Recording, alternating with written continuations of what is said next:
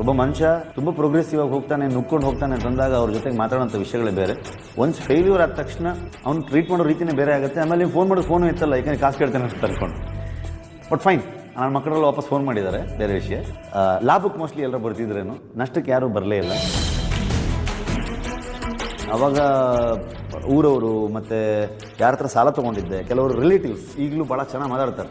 ನನ್ನ ತಂದೆ ರಿಲೇಟಿವ್ಸು ಇವರೆಲ್ಲರೂ ಕೂಡ ಅವರೆಲ್ಲ ಬಡ್ಡಿಗೆ ದುಡ್ಡು ಕೊಟ್ಟು, ಸಂಬಂಧಿಕರಲ್ಲೇ ನಾವು ಅದನ್ನು ಬಡ್ಡಿನೂ ಕಟ್ಟಿ ಒಂದು ಟೈಮಲ್ಲಿ ಬಡ್ಡಿ ಕಟ್ಟೋಕ್ಕೂ ದುಡ್ಡಿಲ್ಲ. ಎಂಥ ಸಿಚುವೇಶನ್ ಅಂತಂದರೆ ಬಡ್ಡಿ ಕಟ್ಟೋ ದುಡ್ಡನ್ನು ಸಮೇತ ಬಡ್ಡಿಗೆ ತೊಗೊಂಡ್ಬರ್ತಾ ಇದ್ದಿದ್ದು. ಆ ಥರ ಬಡ್ಡಿ ಬೆಳೆದು 2007ಇಂದ ಆಲ್ಮೋಸ್ಟ್ 2012ವರೆಗೂ ನನ್ನ ಇದೇ ಸಿಚುವೇಶನ್ ಆಗೋಯ್ತು. ನಾನು ಹೇಳೋದೇನಂತಂದರೆ, ಒಂದು ಫೇಲ್ಯೂರ್ ಆದ ತಕ್ಷಣ ನೀವು ಯಾವುದನ್ನು ಲೋಕ ಮುಳುಗಿ ಹೋಯ್ತು ಅಂತ ಅಂದ್ಕೊಳ್ಳೋ ಅವಶ್ಯಕತೆನೇ ಇಲ್ಲ.